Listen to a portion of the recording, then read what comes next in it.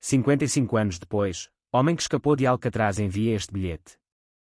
A prisão de Alcatraz, localizada na costa de São Francisco, Califórnia, é considerada uma das prisões mais perigosas do mundo.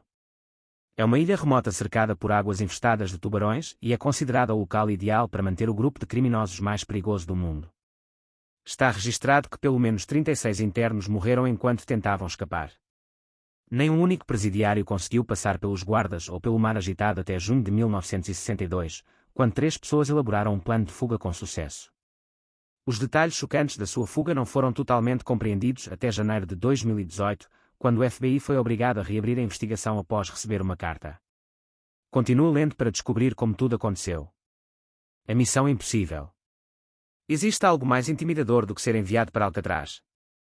Esta prisão de segurança máxima foi construída em uma ilha distante com o objetivo de manter e isolar os indivíduos mais perigosos e assustadores do mundo.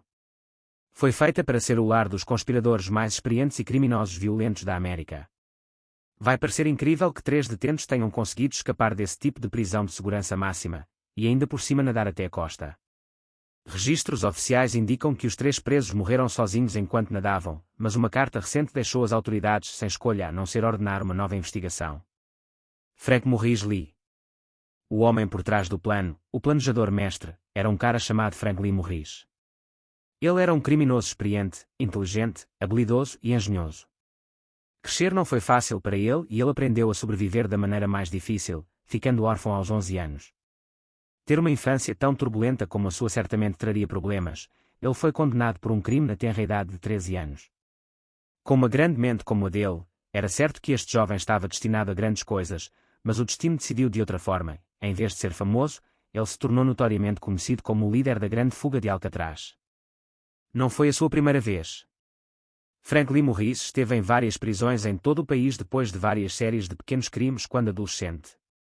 Ele foi transferido de um local para outro até que finalmente chegou à penitenciária do estado de Louisiana, muitas vezes apelidada de Alcatraz do Sul. Lee Morris conseguiu fugir enquanto cumpria uma sentença de 10 anos por roubar um banco, e passou um ano inteiro tentando enganar a lei. Eventualmente, ele foi capturado e enviado para o renomado Alcatraz, e a história começa a partir deste ponto. Prepare-se para uma história da vida real verdadeiramente notável. Os irmãos. Depois de ser levado para Alcatraz, também conhecido como a Rocha, Frank Lee Morris conheceu 2 homens que eram irmãos, e eles eventualmente se juntariam ao seu esquadrão. Os irmãos eram Clarence e John Anglin. Os 3 mais tarde vão unir forças com outro homem chamado Alan West e um esquadrão de 4 homens foi formado. Os irmãos eram inicialmente da Geórgia, mas se mudaram para trabalhar na Flórida, sendo seguidos por seus pais. Tiveram uma infância muito boa e normal, eles até colhiam cerejas todo verão. O laço entre 2 irmãos.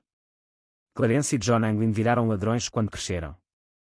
Eles costumavam viajar até Michigan em família para coletar deliciosas cerejas.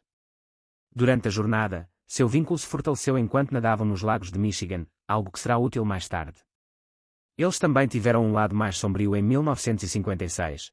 Eles foram pegos por um assalto a banco. No entanto, essa prisão dos irmãos estava longe do fim, como esta história vai mostrar a você. Antes de Frank Lee Morris. Os irmãos Anglin tiveram sua própria cota de infortúnios antes de chegarem na Rocha. Eles tentaram fugir da penitenciária de Atlanta várias vezes, mas não tiveram sucesso.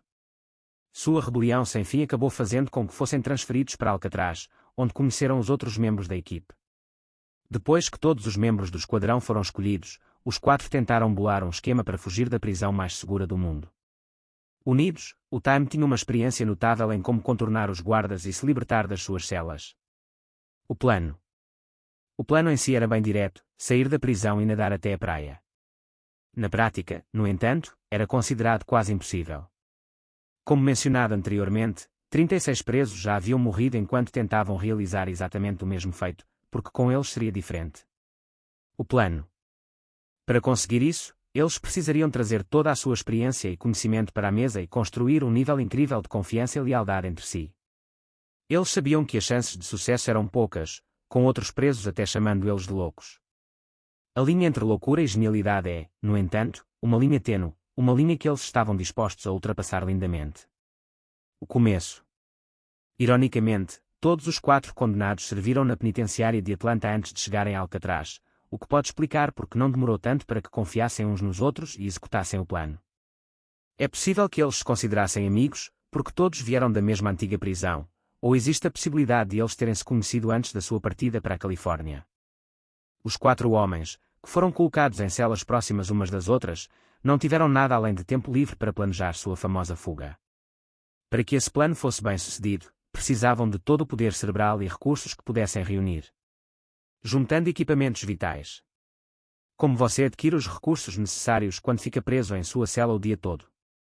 Bem, felizmente para eles, a prisão também funciona como uma planta. Os presos podiam ganhar a vida trabalhando para o exército dos Estados Unidos fazendo roupas, móveis ou sapatos. Essas oportunidades criaram uma abertura para uma quantidade significativa de recursos que pessoas inteligentes e criativas normalmente poderiam usar para colocar seus planos de fuga em ação. Como os 4 foram enviados para Alcatraz por crimes não violentos, os guardas não se interessaram tanto por eles e assim eles conseguiram se manter discretos. Os itens. Os 4 começaram a colocar seu plano em ação gradualmente. É preciso dar crédito onde é devido, fazer o que eles estavam planejando exigiria muita habilidade, paciência e inteligência para reunir discretamente os recursos necessários para o plano que tinham na manga. Eles estavam cientes de que sua ausência seria notada assim que saíssem da cela, então trabalharam na criação de manequins em tamanho real para colocar na cama assim que saíssem. Uma forma de sair da ilha também era necessária assim que escapassem da cela. Os guardas daquela época não eram tão agradáveis quanto os de hoje, eles teriam sido fuzilados na hora se fossem pegos. A camuflagem. Cada membro da equipe de fuga tinha seus próprios deveres para garantir que a trama fosse eficaz.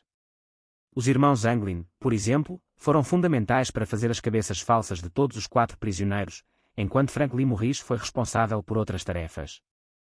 Para fazer as cabeças foram usados cera de sabão, cabelo de verdade da barbearia do presídio e papel higiênico. Morris passou a maior parte do tempo focado na criação de um instrumento que inflasse como uma jangada e um colete salva-vidas. Eles tinham todos os componentes em movimento para realizar uma trama de sucesso. Precisavam de muita paciência. Todas as noites, entre as 17h30 e 21h, eles tiveram que arranhar fisicamente a rocha em suas respectivas celas para obter acesso ao sistema de ventilação.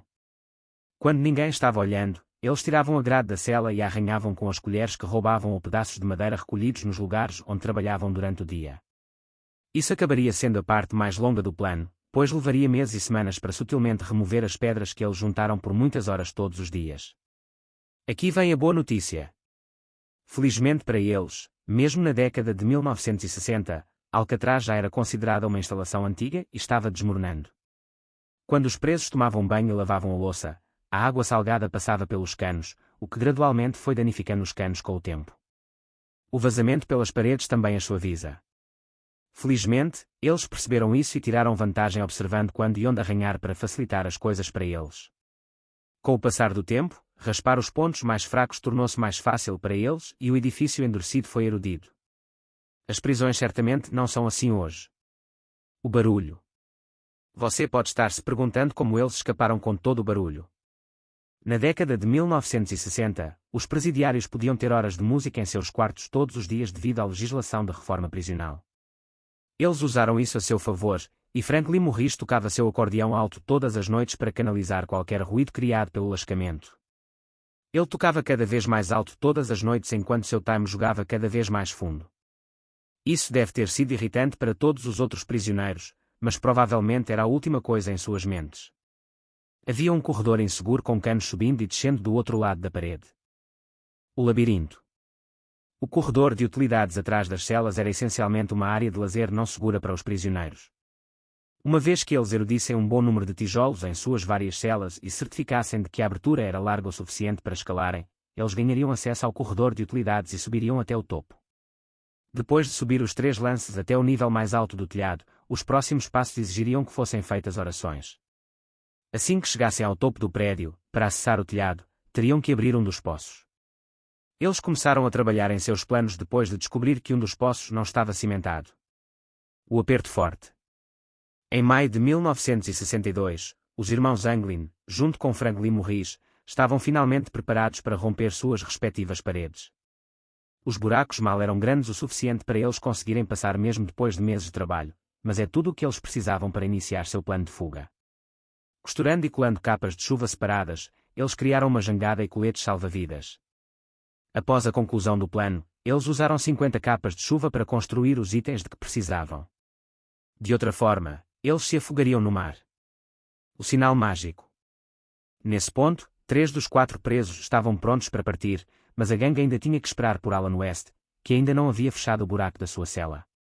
Do seu lado da cela, as paredes eram mais duras e ele teve alguma dificuldade em alcançar o resto da turma. Ele ficou finalmente pronto em junho, 2 meses depois. Ele deu o sinal para os outros membros da gangue de que estava pronto, mas então algo aconteceu que poderia ter acabado com todo o plano. Todos prontos. Nunca houve uma única pessoa que sobreviveu a uma fuga de Alcatraz. Eles seriam os primeiros ou se juntariam a uma longa lista de presidiários mal-sucedidos que nunca viveram para contar suas histórias. A vida em Alcatraz não era muito melhor do que a morte, então eles arriscaram suas vidas e estavam dispostos a enfrentar os perigos que poderiam ocorrer durante sua escapada. Com o necessário e a adrenalina em jogo, eles se prepararam para partir. O primeiro obstáculo. Enquanto Maurice e os irmãos passaram por seus buracos com bastante facilidade, Alan, o quarto membro, estava tendo alguma dificuldade. Ele pensou que havia projetado o tamanho adequado, mas parece que calculou mal. Depois de vários meses esperando que ele se reunisse e terminasse de abrir o buraco em sua cela, os outros 3 membros ficaram impacientes. Foi tomada a decisão de deixá-lo para trás após tentativas mal-sucedidas de ajudá-lo por horas. Só podemos imaginar como ele deve ter se sentido. Depois de todo o trabalho que teve, acabar sendo deixado para trás pelos outros. Ele acabou de salvar ou condenar sua própria vida. Um a menos.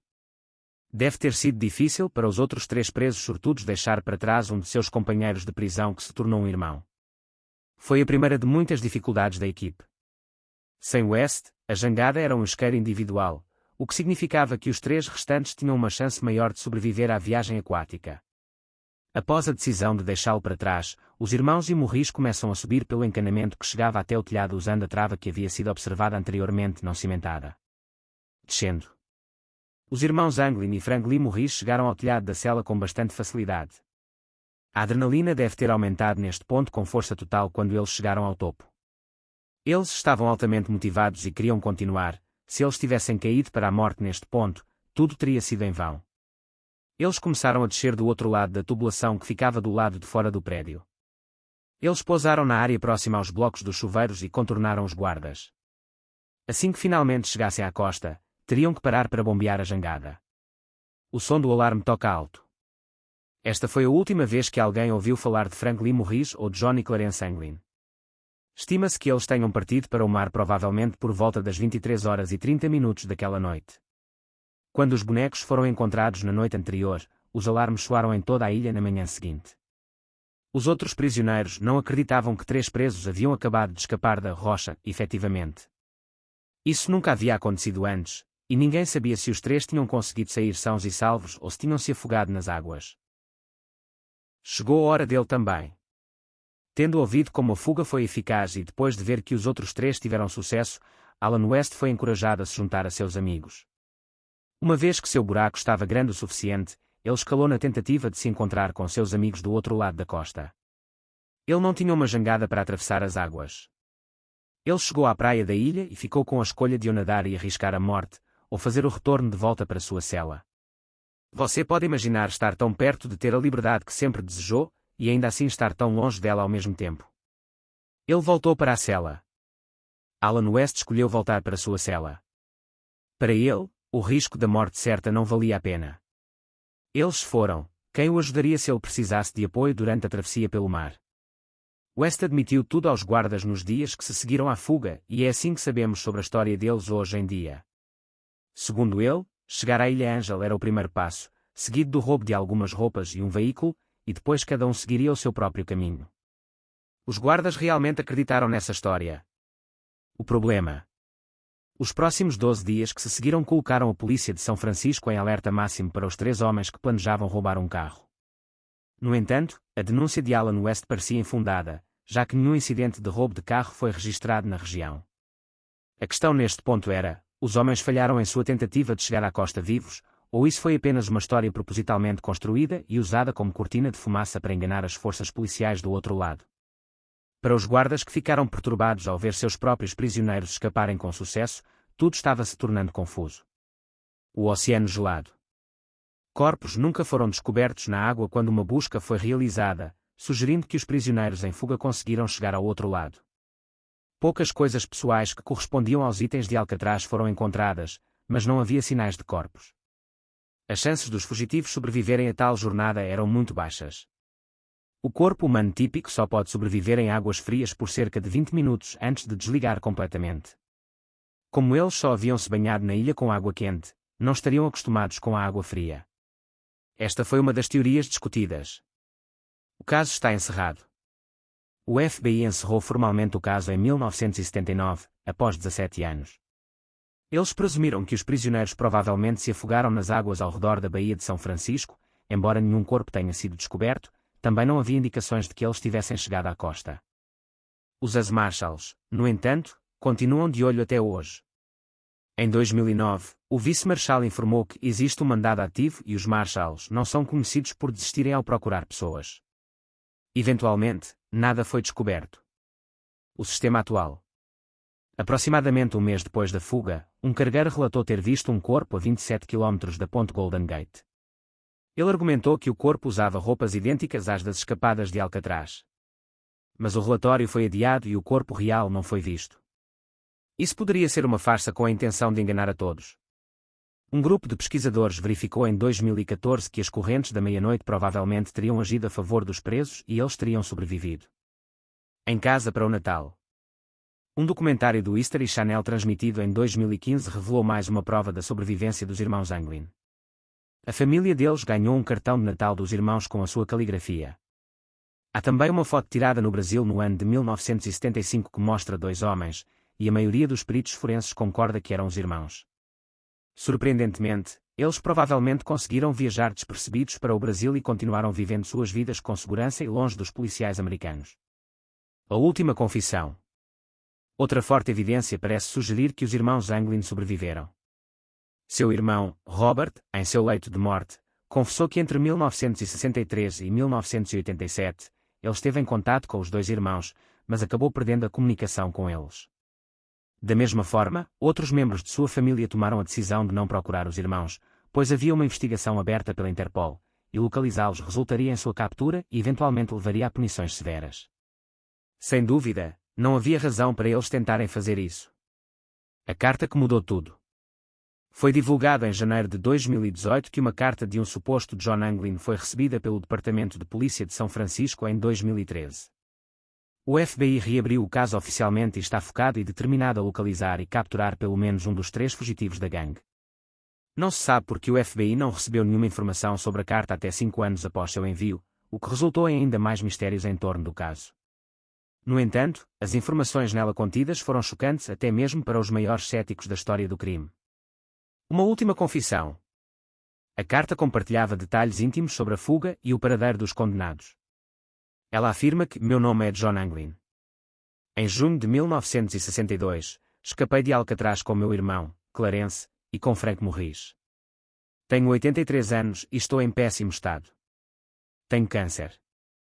Sim, todos nós alcançamos nossos objetivos naquela noite, mas foi por pouco. Frank morreu em outubro de 2008. Seu túmulo está com outro nome na Argentina. Meu irmão faleceu em 2011. Então, em 2013, onde John estava morando? Onde ele estava morando? O escritor, que alegou ser John Anglin mais tarde na carta, revelou onde morou nos anos que se seguiram à fuga. Ele escreve: esta é a verdade honesta e real. Eu poderia dizer a você que por 7 anos, moro em Minot, na Dakota do Norte, e há 1 ano em Fargo, norte de Dakota. A BBC analisou algumas das partes elegíveis da carta e acredita que ele viveu a maior parte dos seus anos após a fuga em Seattle, Washington. Exigências finais. Notavelmente, a carta afirma que ele agora estava morando na parte sul da Califórnia, a apenas alguns quilômetros de onde fugiu. Isso poderia significar que um dos maiores mentores por trás de uma das maiores fugas da história esteve o tempo todo tão perto. Ele afirmou claramente que estava em um estado de saúde muito ruim e pediu ajuda. Ele tentou descobrir uma maneira de obter ajuda, mesmo que isso significasse voltar para a prisão durante seus últimos anos. As agências de aplicação da lei concordariam com esses termos estranhos. Fazendo um acordo. O final da carta apenas concluía: se você anunciar na TV e prometer que vou ficar preso por no máximo 1 ano e receber assistência médica, escreverei de volta para informar exatamente onde estou. Isso não é uma brincadeira. No entanto, antes que qualquer forma de acordo com qualquer uma das condições estabelecidas na carta pudesse ser feita, havia a necessidade de a aplicação da lei realizar testes forenses para determinar se este era o verdadeiro John. Porque um velho aleatório em seus últimos dias buscaria a reentrada na prisão. Eles fizeram uma tentativa de colocar as mãos em qualquer informação possível. Uma necessidade de autenticação. O FBI examinou a carta de perto em busca de qualquer vestígio de DNA que pudesse ter sido deixado nela. Eles verificaram cuidadosamente a caligrafia para ver se correspondia a alguma das cartas enviadas anteriormente ou se continha impressões digitais. Os relatórios dos eventos recentes estavam chegando ao noticiário neste momento. Uma estação local chamada CBS Pix publicou esta carta e relatou que todos os estudos relacionados a ela foram inconclusivos. Os especialistas não conseguiram chegar a um acordo sobre se a resposta do FBI implicava que eles claramente tinham resultados ou não, portanto, ninguém sabia a verdade exata. 99 problemas. O US Marshal Service afirmou que havia a possibilidade de os homens terem sobrevivido após a fuga, independentemente do fato de nenhuma prova convincente ter sido encontrada. No entanto, sua declaração oficial afirma que não acham que a carta seja genuína. Presumivelmente, a investigação não será encerrada até que sejam descobertas evidências sólidas que apontem para o fato deles estarem mortos ou terem atingido evidentemente a idade de 99 anos. Dessa forma, os recursos não serão gastos na busca de pessoas que provavelmente estão mortas. Até a data, não há nenhuma prova confiável que estabeleça se os homens ainda estavam vivos em algum lugar ou não. A perspectiva dos guardas. Um homem chamado Jim Albright deu uma entrevista sincera no ABC 7 em março de 2018 que lançou alguma luz sobre todas as incidências. Na época em que esses eventos aconteceram, ele era um dos guardas de Alcatraz. Ele finalmente falou com a mídia 55 anos após o evento e disse que acredita honestamente que os meninos devem ter se afogado na água e nunca chegaram a São Francisco. Ele foi mais longe ao dizer: depende se você está falando comigo ou com a mãe deles. Eu acredito que eles se afogaram, eu realmente acredito. E então, ele sugere que a carta provavelmente foi escrita por um homem que precisava desesperadamente de tratamento contra o câncer. A verdade oculta. Até hoje, ninguém pode dizer com certeza se os homens realmente conseguiram sair vivos. Nunca houve evidência sólida em ambos os lados do argumento que fosse boa o suficiente para apoiar a teoria dos homens terem sobrevivido ou morrido. De qualquer forma, se realmente conseguiram sair da prisão naquele dia fatídico e viveram até hoje, eles terão 86, 87 e 90 anos de idade. Eles parecem ter sobrevivido, se é que sobreviveram, por um máximo de 55 anos após sua fuga. Isso significa que eles terão sido capazes de viver mais da metade de suas vidas como homens livres, embora fugindo. Quais são seus pensamentos sobre tudo isso? Inscreva-se no canal e deixe o seu pensamento sobre estes factos. Obrigado por assistir.